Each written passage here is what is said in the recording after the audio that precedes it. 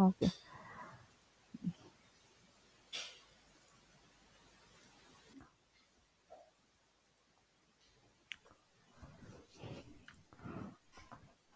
Okay. A very good morning to all. This is our session for 301 strategic management, and we were learning about the basic understandings related to strategic management. So, let us now go into detail. We have completed up to, I think, KRA, then KPIs, and all. Now, we are going to move further towards the analyzing industry environment. So, see, whenever we are, just a second, I'll see how many people are there. Okay. Okay. Okay. See, whenever any organization is working, it has a certain surrounding around it, right? The surrounding comprises of a number of peoples, a number of customers, a number of competitors.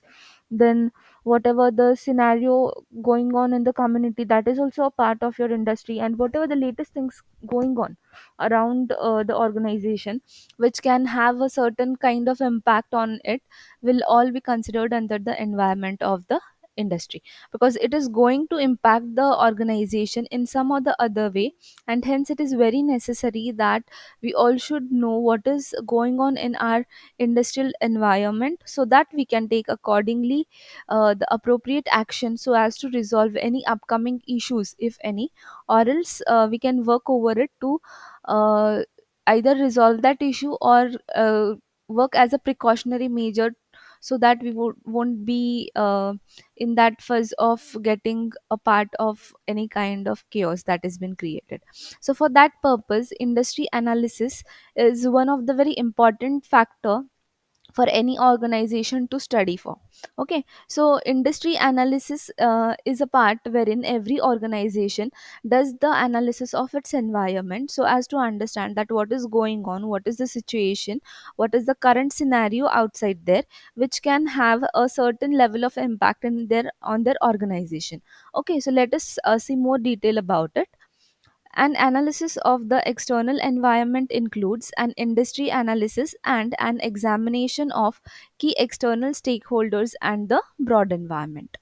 Okay, so what is this environment? It is a kind of external environment which is been carried out by the organization, and it examines the key external stakeholders. What are the external stakeholders? Every single people or every single person which has in some or the other way, or directly or indirectly, impact on the organization, can be considered as its stakeholder. So these people who are outside the organization and can impact or has an impact on the organization are a part of external stakeholders. Okay, so, studying these external stakeholders and the broad environment, geographically, physically, competitively, so that is all a part of industry analysis. Okay, now let us see what is industry analysis and how it should be done. So, analysis should begin with a industry. And analyze sorry environmental analysis should begin with industry analysis. Means whenever you are starting to identify what is going on in your surrounding or your environment, for that analysis purpose you should start with the industry wherein you exist for. Okay, for example, if a product is FMCG, say consider a product like instant noodles, like Maggie. So for that industry, it is a fast moving consumer good, right? FMCG product. So you should first start the analyzing, you should first start analyzing the FMCG industry, means fast moving consumer good वाला जो industry है, you have to first start studying that. So your study begins with the industry wherein you exist. Okay, and then slow by slow, step by step, you have to move towards the other endpoints of that analysis. So the first step in industry analysis is to provide a basic description of the industry and competitive forces that dominate it. So, what do you have to do while studying industry? First, you have to identify or understand, right? First, you have to identify or understand that what are the various forces that are dominating you, right? So, see, This is one of the dominating force in the industry, maybe, sorry, in the environment, maybe the government. You being a part of a particular country, then you have to follow the rules and the norms and the regulations of the government which exist in that country, right? For example, our country. So government, if it lays any kind of rule, you have to obey that, you can't go against it. So it is a kind of domination that government does on this organization by making them follow the rules and regulations that are insisted by the government. So it is a kind of dominating force, right? Then you also have to study the industry and the competitive forces. So competitive forces are nothing but the other things that can give an advantage for other organization in competition if they have certain powers under them, right? For example, any manufacturing industry which is having a very low cost of production of per product, right? So that is one kind of a competitive force that they have with them, because they can produce the products in a very cheaper price. So that is a, means this cheap cost production for per unit is a kind of competitive advantage that the organization possesses. So in this way, first you have to understand what is industry, and means the industrial environment, what are the forces that are going to impact that, and so on. Okay, now let us see there are many other models which are there for understanding the environment, or for doing the industrial analysis, or for doing the environmental analysis. Potter's five force model also is a part of the same. So let us see it in detail. Make sure that this part is of keen importance from your syllabus point of view, as it is having a quite good weightage and many questions can be popped out of it. So you should thoroughly study this and try to understand that what does it actually tells you about, and how means what is its actual role. Okay, so let us see the Potter's five force model. Okay, obviously the name is Potter's because this model was prepared by Potter, so it is named after him. Now let us see what are these five forces and how the model works on. Till then, are you all with me? Yes, students. Hello. Yes, I hope all are quite attentive and listening to what I'm saying, right? Yes, yeah, no issues. Fine with that, but at least be attentive. Durga Naik, Neha Jadhav, Saili, Vishnu. Yeah, you all are listening, or I'm just going on saying something and you're just. Yeah, please pay attention and respond to the questions if possible from your side, because currently, if you are working, you can't answer, but if it's not the case, then you should reply, right? Okay, now let us study the Potter's five force model. So let move jumping to the first point, that is competition. A key concept in Potter's five force model is the view that some industries are more attractive and others are less attractive. Therefore, the ability to identify industry attractiveness is important, right? So the first and very common, or you can say the very simple assumption of this Potter's five force model is what, that some industry. मला एक फक्त सांगा, तुम्हाला industry आणि ह्याच्यातला फरक कळतो ना? What do you mean by industry? Yes. For example, कपडे manufacture करणारी कंपनी आहे. सो ती झाली क्लॉथ इंडस्ट्रीमध्ये कन्सिडर होणार. Goods sorry, for example cosmetic, तर मग ते कॉस्मॅटिक वालं वेगळं इंडस्ट्री येणार, राईट? जर fast moving consumer goods manufacture करते तर ती FMCG इंडस्ट्री येणार. So industry varies. ठीक आहे, एक प्रॉडक्ट लाईन असेल आणि दोन ऑर्गनायझेशन सेम प्रॉडक्ट मॅन्युफॅक्चर करतात. Consider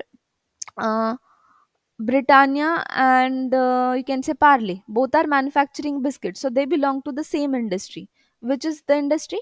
The fast moving consumer good industry, means ready to eat products are been manufactured there. So it is a kind of fast moving consumer goods industry. So it belongs to FMCG industry. So the companies manufacturing the same goods are considered under one industry. ठीक आहे. तर मग अशा वेगवेगळ्या प्रकारच्या खूप साऱ्या industries आहेत ज्या एक्झिस्ट करतात. Can you name any? Yes, कुठल्या कुठल्या इंडस्ट्रीज आहेत? Automobile industry, then yes others. Durga? Electronic related, okay. हे सगळं इलेक्ट्रिसिटीच्या अंडरच आलं ना. Textile industry, automobile industry, right. नंतर कॉस्मॅटिक्सचं इंडस्ट्री आहे, फार्मास्युटिकल इंडस्ट्री आहे, राईट. कळतंय का सगळ्यांना इंडस्ट्री म्हणजे काय हे कळलंय का व्यवस्थित? येस, रिस्पॉन्ड पीपल, कळतंय का? Hello. If not I explain it again. Okay. So there are various industries. So according to this Potter's five force model, they say that few industries are less attractive and few industries are very much of attractive. Right? जसं की आता एखादा खूप चालणारी गोष्ट आहे तर आपण त्याला कशामध्ये कन्सिडर करणार आहेत? Attractiveness, right. आणि एखादं कम्पेअर केलं दुसरं कुठलं तरी तर take this textile industry and you can say this mobile, handset, all this gadgets, right. तर ह्या दोन इंडस्ट्रीज जर तुम्ही कम्पेअर केल्या तर टेक्सटाईल इंडस्ट्रीला इतका डिमांड नाही आहे जितका ह्या गॅजेट्स आणि हे आपले जे इन्स्ट्रुमेंट्स येतात, पी सीज येतात, लॅपटॉप्स येतात, मोबाईल्स येतात, ह्या सगळ्याला जास्त डिमांड आहे, जास्त लोक अट्रॅक्ट होतात. So it has more attractiveness as compared to that of textile industry. Agree? So अशा प्रकारे ते म्हणतात की काही इंडस्ट्रीजला खूप डिमांड आहे, काही इंडस्ट्रीजला कमी डिमांड आहे. सो therefore the ability to identify the attractiveness is important. So which industry is how much of attractiveness is the importance means to study that is very important. Okay. So Potter argues that industries can be categorized and evaluated by looking at analyzing the five forces. So which industry is attractive and which industry is less attractive, or at what level it has its attractiveness, can be studied on the following five forces. Okay. So now let us see in detail that which are these five forces. So the first force is the threat of the substitute products. Now substitute product means what? माहिती आहे का कोणाला substitute product means what? See, if you wish to have a tea, okay. हां, सो टीला substitute काय, जर तुम्हाला टीची इच्छा नसेल तर you can have a coffee, you can have a juice. So T has a substitute of juice, means any kind of beverage or a coffee also, right? So this is a kind of substitute product. So the threat of substitute म्हणजे threat म्हणजे काय, एक प्रकारची भीती. Substitute प्रॉडक्टची भीती हा potter's 5 force model मधला first force आहे. So the threat of substitute products. If the product of an industry can be substituted by that of another, the purchaser of that product has choices that extend beyond rival products. For example, going to cinema can be a substitute for a meal at a restaurant. Substitute products are strong threat when, so see what they say की एखाद्या इंडस्ट्रीमध्ये substitute असेल त्याला तर पर्चेसरकडे खूप जास्त choice असते, right. आणि याच्यामुळे काय होतं, रायव्हलरी असते ना प्रॉडक्टमधली ती थोडी वाढते, म्हणजे थोडी एक्सटेंडेड रायव्हलरी होते, because the customer has choices, he can take a B or C any of the product, right? Because he has a choice. So as the example is given here, if a family wants to enjoy a weekend time, so they can either go to cinema or they can also, rather than going for cinema, have a meal at a restaurant. So they have these two choices, right? So these two are the substitute products of each other. And the substitute products are strong when, means for example, going for cinema instead of restaurant, हे केव्हा लोक prefer करतील? In the following cases, they offer a similar level of benefits and approximate price, means if both the products has a similar price, म्हणजे एकाचं 10 आहे तर दुसऱ्याचं 11 आहे किंवा दोघांचं 10 10 असा खर्च असेल तर मग सेम प्राइस असल्यावरती कस्टमर जास्त विचार नाही करणार. तो इमिडिएटली मूव्ह करू शकतो दुसऱ्या प्रॉडक्टवरती, जो दुसरा चॉईस असेल, right? The consumer will not incur switching cost in moving between alternatives. Switching cost म्हणजे काय आहे? फॉर एक्झाम्पल, एका प्रॉडक्टला परचेस केलं आणि दुसऱ्या प्रॉडक्टला परचेस केलं, तर ह्याच्यातला जो डिफरन्स आहे ना, त्याला आपण स्विचिंग कॉस्ट म्हणतो. If a customer chooses the first part, then he has to pay suppose 10 rupees, and if he goes to the alternative, then he has to pay a 15 rupees. So here the switching cost becomes 5. जर ही switching cost नसेल लागणार त्या कस्टमरला, म्हणजे किंवा ती अगदीच कमी असेल, म्हणजे suppose switching cost is 1 rupee, so easily anyone can turn out his choice, right? Or if the switching cost is 0, then obviously customer has a choice without a switching cost, so he will prefer to go for the alternative if he doesn't get whatever he demands with, right? So if the switching cost of the product is less, or it is zero, or it is not going to incur any kind of switching cost, in that case the customer easily moves to the substitute. Then consumer is price sensitive. So example, if the consumer is price sensitive, means he is very much taking care of what he has to pay. Means जर 10चे 11 रुपये झाले तर बाबा मी नाही घेणार आहे, 10चे 15 रुपये झाले तर बाबा मी नाही घेणार आहे. सो त्या केसमध्ये पण काय होणार आहे, त्या प्रॉडक्टचं अल्टरनेटिव्ह प्रॉडक्ट जे आहे किंवा सबस्टिट्यूट प्रॉडक्ट जर जास्त प्राईसला असेल, तर मग त्या केसमध्ये तो सबस्टिट्यूट प्रॉडक्टला नाही प्रेफर करणार. So price sensitiveness is also one of the factor which the substitute ला इम्पॅक्ट करू शकतो, सबस्टिट्यूट चूज करण्याला इम्पॅक्ट करू शकतो. So these are the threat of substitute product. Okay, so एखादा जर प्रॉडक्ट खूप चीपर प्राईसमध्ये मिळत असेल, तर इझिली कस्टमर काय करणार आहे, तो चीप प्राईसमध्ये, आणि कस्टमर प्राईस सेन्सिटिव्ह आहे, so he'll go for the cheaper price, right? So if the customer is a price sensitive one, then he has a strong threat of uh, choosing the substitute product. The threat of new entrants, right? Now this is the second force of 5 force model, the threat of new entrants. When new entrants enter an industry, they bring extra capacity to the industry.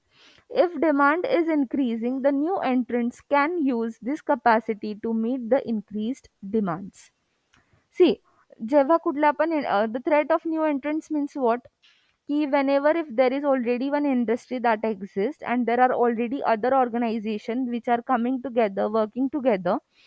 So in that case, what happens if he has a you can say new member coming in that industry? For example, आता biscuits घेऊ आपण, ठीक आहे, FMCG industry, Parle is manufacturing biscuits, then Britannia is manufacturing biscuit. Now a few days back Oreo, Cadbury came into picture. Previously Cadbury चे कुठले biscuits नव्हते, right? Cadbury only used to manufacture chocolates, right? But a few days before, what they started manufacturing this Oreo biscuit, right? So they were the new entrants in those industry, ठीक आहे. So they bring extra capacity to industry. So काय झालं, आधी फक्त ह्या क्वालिटीची आणि ह्या रेंजची ही बिस्किट्स मिळत होते, तर आता रेंज वाढली because they have come up with a new product, new variety. So the capacity of the industry has increase, आणि आता मॅन्युफॅक्चरिंग त्यांचं पण वाढलंय. So already the you can say choices has increased along with the extra capacity, right? So if the demand is increasing, the new entrants can use this capacity to meet increased demand. So एखाद्या इंडस्ट्रीचं demand वाढत चाललंय, म्हणजे आता लोक interest घेतात, ते लोक खूप सारे बिस्किट्स खातात, ते प्रेफर करतात, ते चांगले असावे, टेस्ट असावं, हे ते, and the demand for that is increasing day by day. तर त्या केसमध्ये काय होतं, जे असे न्यू एंट्रंट्स असतात ना, they try to meet the increase demand. Means जो काही इन्क्रीज डिमांड असेल त्याला ते फुलफिल करायचा प्रयत्न करतात, because they have to make their fit strongerly on that ground of competition. So they try to meet the demand of the consumers, this extra demand. This is frequently the case during the growth stage and of an industry, but as the industry matures, demand growth slows and new entrants will have to start competing with existing companies for a share of existing demand. So हे केव्हा होईल? This case will only exist at the growth stage, at the time when the demands are increasing and continuously people are demanding for the product.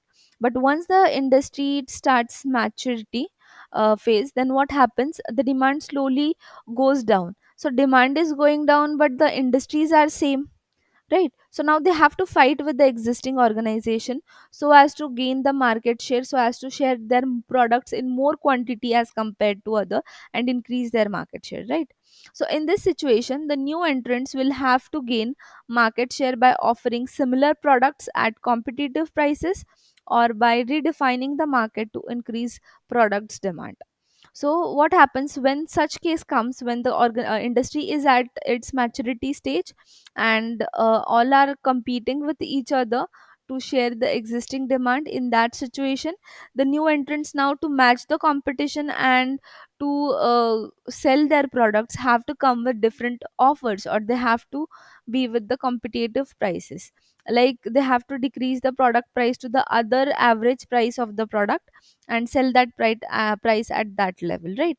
So to gain the market share, they have to utilize the competitive price strategy and redefine their consumers, means redefine their product to the market. Okay, are you all getting this? Yes. The power of buyers. Okay, so third force is the power of buyers. Buyers or customers are powerful when the following condition exists. So the buyer is powerful when in the following cases. The first thing is, there are few buyers who purchase in large quantities. Buyer केव्हा strong असेल? जेव्हा तो खूप साऱ्या क्वांटिटीमध्ये purchase करतो आणि खूप कमी लोक आहेत जे ते प्रॉडक्ट परचेस करतात. So less buyers and purchases in the large quantity. Then buyer has low switching cost. जसं मगाशी सांगितलं, switching cost आहे. सो जर बायरकडे स्विचिंग कॉस्ट खूप कमी असेल, तर तो दुसऱ्या सिमिलर प्रॉडक्टकडे जाऊ शकतो ना, जे दुसरे विकतात आहे. So we can take a risk. So if the switching cost is low, म्हणजे सेम सेम प्राईसच्या आसपास प्रत्येकाचा प्रॉडक्ट असेल, तर त्या केसमध्ये सुद्धा बायरकडे चॉईस जास्त राहतात, कारण स्विचिंग कॉस्ट लो असते आणि प्रॉडक्ट सेम मिळतोय. Then buyer has choices because there is a large volume of seller, right? So buyer कडे केव्हा choices आहे? When the number of sellers are more.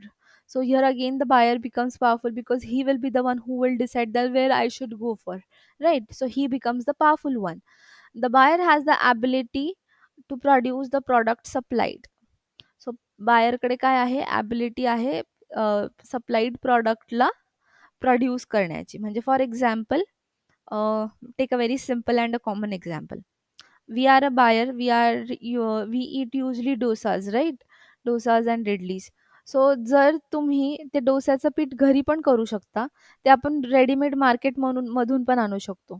सो इथे आपल्याकडे काय चॉईस आहे, की आपण एक तर मार्केटमधून परचेस करू शकतो, नाही भेटलं मार्केटमध्ये, मी घरी बनवलं, right? So we have the choice. Or in this case, जर आपल्याला हव्या त्या प्राईसमध्ये हवं तसं नाही मिळालं, so we have the power that I will reject the product and I'll prepare it by my own, right?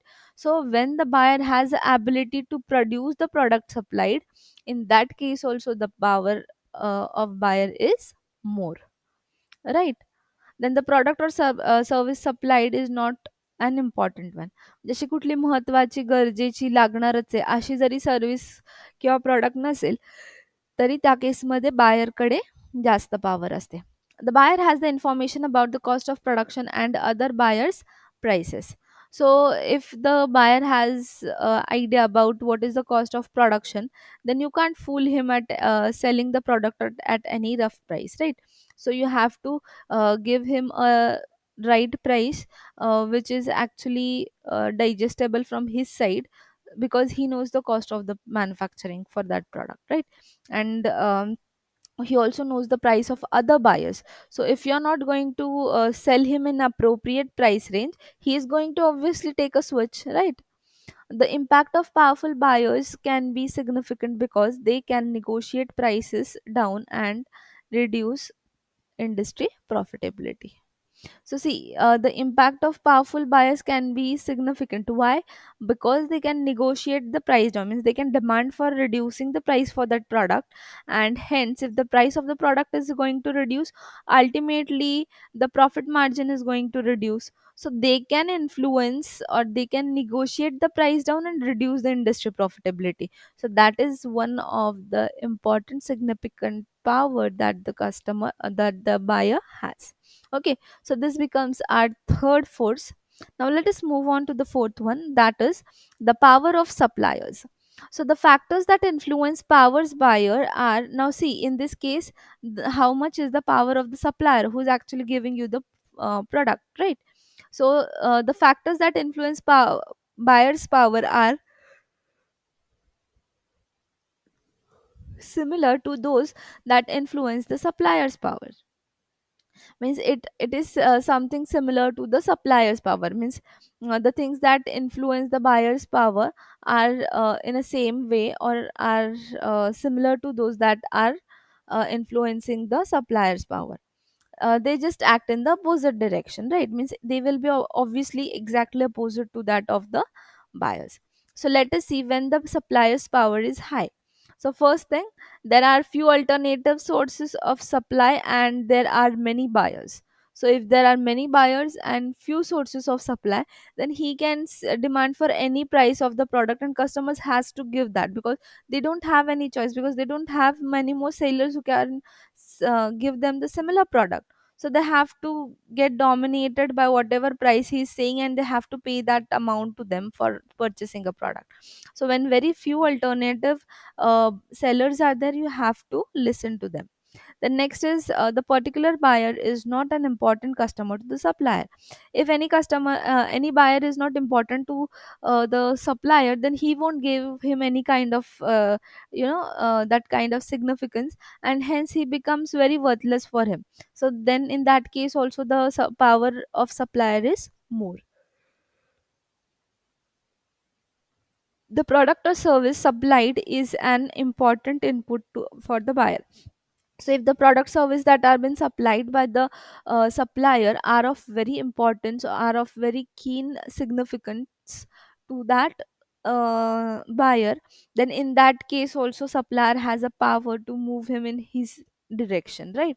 So it also again depends upon the supplied service. The buyer cannot make the product cheaper that the supplier can. So as we have seen, if I gave you the example of idli this thing batter, right? Similarly, what they say, if the manufacturing of the product at home, if it is costly, then in that case also supplier is stronger, because if you're going to manufacture that at your home or make it at home, then you're going to pay more as compared to getting it ready made from the supplier. So in that case, the supplier becomes a powerful one. Sorry. There are no substitutes for the supplied product. If the product has no substitute, in that case again you have to listen to the supplier, and the negotiation power with the customer goes down, right? The supplied product has a good brand reputation, especially when this branding. Okay, so if any product has a good brand name, then also the supplier has a power, because he will say that I have the best product with me, and why should I negotiate down to you, right? So again he has a power. Now next, the last and the fifth force is the rivalry amongst the industry members, right? So there are two extreme possibilities. The first one, now see, rivalry means the competition they are talking about within the industry, right? So there are two things, two extreme possibilities. The first one is the competition between the industry member is low, and each industry members is content with its market share and gets involved into minimal with competitive activity. The main concern is to maintain industry profitability by tactic of cooperation. So see the rivalry साठी दोन condition आहे. पहिली condition काय, की जे competition आहे इंडस्ट्रीमध्ये ते कमी आहे. Why why low? Because whatever the share organisation has, it is good, and on an average everyone has similar share with them, similar market share with them, right? And similar customers are who are purchasing the product of that organization, right? And only competitive activity that goes on is very less, means they are not interested even to do competitive activities, because everyone is satisfied with whatever sales are going on, and whatever competitive sorry, whatever competition is, they are not interested in moving that competition up and down, or disturbing it. They're happy with whatever is going on. So the main concern is to maintain industry profitability by tactic cooperation. Okay, so everyone cooperates each other, and they try to maintain a similar price range of their product in the competition, so that no one has to fight with each other to cut down their prices and to sell their products with a higher lower prices. Okay, this is the first condition. The second condition is like the competitive rivalry is high and in manifested indirect and indirect price cutting, promotional activities, and discounted prices.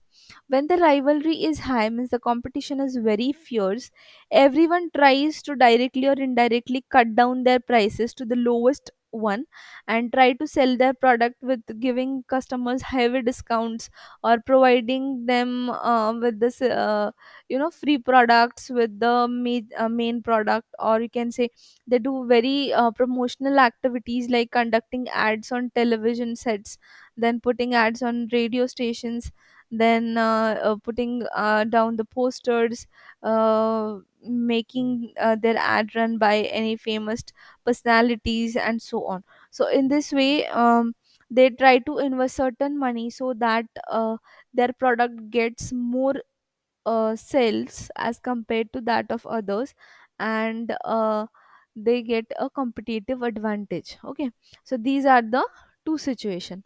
Now when the rivalry tends to be high, then the first condition is that the demand is growing slowly or declining. Means if the demand is growing very slowly, or the demand is declining very slowly, so in that case what happens, the competition is very high, because at the time of growth everyone wants that along with this growing industry I should also be able to sell my products. My product should be more overly sold, and I should gain profit. And at the time of declination what happens, very less products are being sold, and everyone wish that those products should be of mine. So therefore there is a quite fierce competition at this stage. This causes a greater rivalry when it is difficult to leave the industry. Okay, so the customers can switch over to other product easily. When the customers can easily move to the other products, in that case also rivalry is high. Then the new entrants are seeking to gain market share by price cutting. Means if any new organization is coming in the market, they are selling the products at the lower prices so that the product should get sale, and others should go and purchase their product, right? So that is also one scenario, or you can say case. Then the industry members are of similar size and have some market power. So if the industry members, means whoever exists in that industry, are of similar size, means same type of organization, all are big organization, or all are SMEs, or all are medium level. So if the organizations are of similar size, then they have similar market power. Then there is excess capacity in this situation. Some industry members may be prepared to sell a price that exceeds variable cost but do not necessarily cover total cost. So when there is excess capacity, right, in that situation also what happens, many people sell their product even though if the total cost of the product is not getting covered. So this is also one of the situation wherein the rivalry is very high. Okay, I hope all have got this, huh? Now see, this is a small diagrammatical representation of this Potter's five force model. So the Potter's five force model competitive rivalry exists at the mid of this diagram. Then one side it is a threat of new entrant, one side it is a threat of substitute. Other side comes up with supplier power, and opposite to it comes with the buyer's power. So when the buyer has a power, when number of customers are more, size of each order, then differences between competition, then price sensitivity and the ability to substitute, then the cost of changing also. When the competitive rivalry is high, when customer loyalty is more, then the switching cost, then the other differences, then the quality differences, then the number of competitors. Then when we are talking about the threat of new entrant, what are the things that can influence it? The time and the cost of the entrant, then the specialist knowledge, then the economies of scale, then the cost advantage, then the technology protection, and also the barrier to entry. Then coming to the point of supplier power, then the supplier power is influenced by the cost of changing, your ability to substitute, then uniqueness of the service, size of the suppliers, and the number of suppliers. Then the threat of substitute is when the substitute performance is good, and the cost of changing is also good. Okay, so this is a small, you can say, diagrammatical representation. Now let us see entry and exit barrier. Entry and exit barrier is nothing but whenever there is an already established industry, then few people try to be a part of that. Means ekhada, now see, automobile industry is already so much crowded, but now Tesla is trying to come up with the electric car to that industry, right? So they are the new entrants, right? At the same time, few days back, this one of the industries, Jaguar, right, it was trying to get exit from the automobile sector. They were trying to shut down their organization, but Ratan Tata later on decided to purchase the company, the brand, and then it became a part of Tata Group. Otherwise it would have got demolished. Means that was a exit in the industry for them, right? So in this way there are entry and exit barriers. So whenever you want to leave the organization, at that time also you have to face certain barrier, and whenever you are going to be a part or you are entering the industry, at that time also you have to face the barriers. Barriers are nothing but adthade, problems. Okay. A barrier to entry. So a barrier to entry is something that blocks or impedes the ability of a company to enter an industry. So whenever any organization is trying to enter any industry, then the problems that block their path are called as a barrier of entry or barrier to entry. A barrier to exist is something that blocks or impedes the ability of the company or the competitor to leave an industry. So if any organization is trying to leave the industry, at that time also there are certain problems that come up while he is leaving the organization. So that is nothing but the barrier for entry, sorry, exit.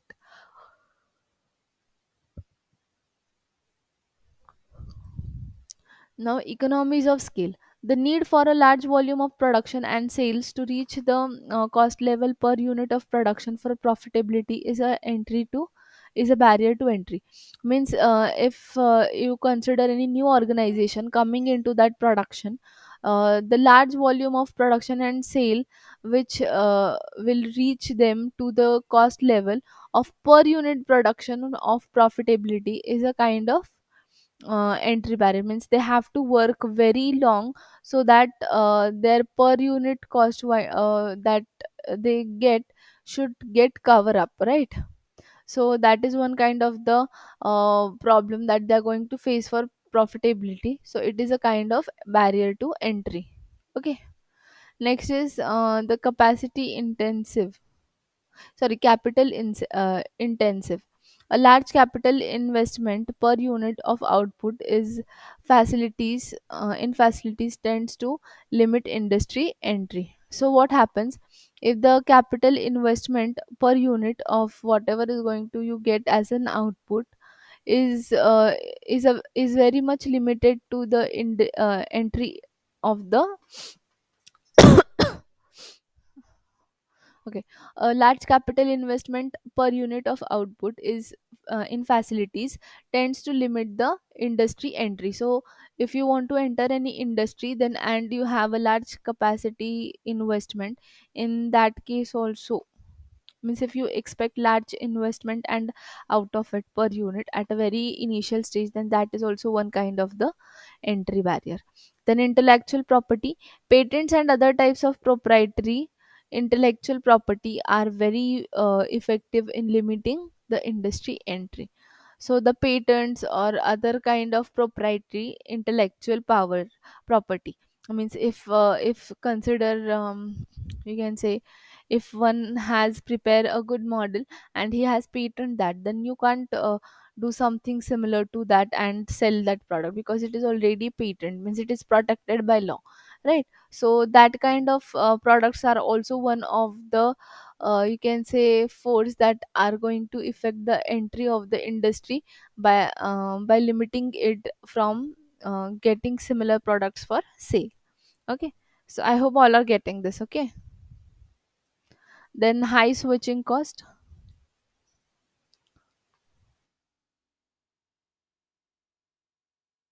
High switching cost, the tendency for buyers of an industry's products to be reticent about switching to a new supplier tends to limit entry. So if any buyer is going to switch the organization at that time also, and if it has a very much difference in the cost, then also it will not give you that of means you can say it will not give you that ease to entry the organization, because at initial level you can supply the product at whatever the cost has been manufactured. You have to ask people to pay little lesser than that, right? Then establish brand identity. Industries dominated by a branded products are difficult to enter due to large amount of time and money required to create a competitive branded products. So if any organization if there is an industry and many one part of or any one of the organization is very much, you can say, popular, famous or branded one, or there are multiple organization under that industries which are very much popular. So in that case what happens, the this thing other new entrants get problem to establish themselves in the market. So that is also one of the problem. Then permitting requirements, industries when where permitting and licenses are required to establish production tends to have limited entry. Okay, so for example, pharmaceutical industry, you need a permit and license to have your pharmaceutical shop, right? Medicine wala, medical. So for such kind of industry wherein these legal procedures and documents are required, you have to take care that you will be able to be a part or enter that industry, because they don't allow you to go into that market if you are without pass and license, permit or license. Okay, then government standards, industries where rigid industry standards exist tend to have limited entry. So there are very limited entry for certain industries which has to follow a certain level of standard, otherwise they are going to face problem and the duty will be charged on them by the government. So these are the few things which are a kind of entry barriers. Now let us move down to the exist barriers to exit. So environment in specialist equipment, an investment is specialized equipment that cannot readily be used in other industries tends to be an impediment to leaving the organization, sorry, to leaving the industry. Means if there is an organization and it is working in that industry, and for that purpose it has a number of instrument and machineries which are set up in that organization which cannot be easily made useful. Okay, which cannot be easily made useful in any other industries or organization. So in that case, what happens, those instruments are of no use to other people, and hence it becomes very difficult to sell that setup to other organization. And hence, for such industry, it becomes a problem while doing a settlement, because now they want to exit the industry, and what are they going to do of all these equipments? So it becomes of no use to them, right? So it is a kind of exit barrier for such industries which are having specialist equipment. Then next is specialized skills. Highly specialized skills by industry participants that cannot be utilized in other industries tend to be an impediment to leaving the industry. So such people who are working in a very skillful or highly specialized industry, they cannot be again a part of other organization, as the similar problems come out, because they don't have means their skill sets have no use or cannot be utilized in other industry, right? So what will they do of this? So again, that becomes a question. Then the third part, that is high fixed cost. High levels of dedicated fixed cost tends to be an impediment to leaving an industry. Means if any industry has a large amount of fixed cost, then how to resolve that fixed amount, or that fixed cost, then again becomes a question. So settling of that fixed cost gives rise again to various issues that come up, and then they have a problem while taking an exit, because where to settle down this fixed cost is again a question. And hence this take a long time to get it down settled, and get your money involved in that uh, to yourself. So again, that becomes one of a barrier. Okay. Then analyzing company's external environment.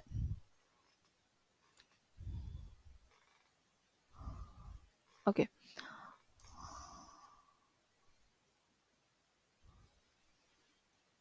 Okay, we will start with this part in our next session, so that all together it will be completed in the next part.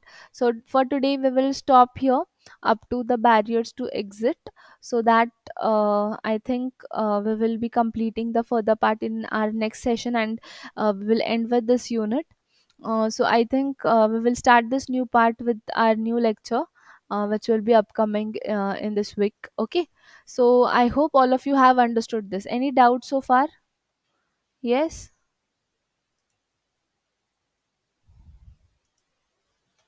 Okay. I hope all have got this, and if in case of any doubt, you can ask me in my next session, or you can also ping me on WhatsApp. I'll be able, if possible, I'll be explaining you in there, in that this thing next session only. Okay. So I hope there are no doubts from your side. And with this, I conclude our today's session, and you all may leave the meet for the day. Thank you all for attending. Thank you.